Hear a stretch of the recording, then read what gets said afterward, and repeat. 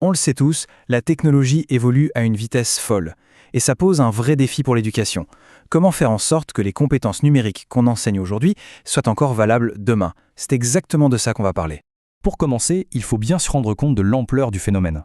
La transformation numérique dans l'éducation, ce n'est pas juste une petite vaguelette, c'est un véritable raz-de-marée. La vitesse, l'échelle, c'est du jamais vu.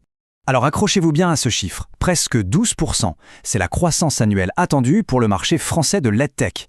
Concrètement, ça veut dire qu'en 2033, on parlera d'un marché de plus de 21 milliards de dollars. C'est une dynamique de fond, impossible à ignorer.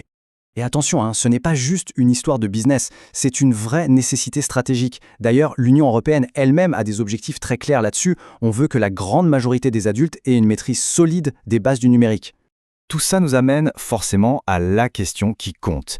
La question que chaque école, chaque université, chaque centre de formation devrait se poser. Est-ce que les compétences qu'on transmet aujourd'hui sont construites pour durer ou est-ce qu'elles vont s'évaporer à la prochaine mise à jour? Alors, où est-ce que ça coince souvent? Eh bien, il y a ce que j'appelle le piège de l'outil. Une approche très courante, mais qui nous enferme dans un cycle sans fin où tout devient vite obsolète. Le vrai souci, en fait, c'est quand on se concentre uniquement sur un logiciel, sur une version. C'est un peu comme si on apprenait à quelqu'un à servir d'un modèle de marteau très précis, mais sans jamais lui expliquer les bases de la menuiserie. Le jour où le marteau change, la compétence ne vaut plus rien. Et ce tableau, il résume tout parfaitement. D'un côté, la méthode centrée sur l'outil, des compétences jetables, une dépendance à une seule technologie, bref, pas terrible. Et de l'autre, ce qu'on appelle l'approche environnementale. Là, on parle de compétences qui voyagent, d'une maîtrise des standards du métier, et surtout d'une vraie autonomie professionnelle. La clé, en fait, elle n'est pas dans un nouvel outil magique, mais dans une meilleure façon de faire, une meilleure méthodologie. Et cette méthodologie, c'est justement de créer un environnement d'apprentissage structuré. Le socle de cette méthode, c'est un concept vraiment puissant, l'architecture isolée. Imaginez un peu, chaque étudiant reçoit son propre espace de travail, son propre bac à sable numérique si vous voulez.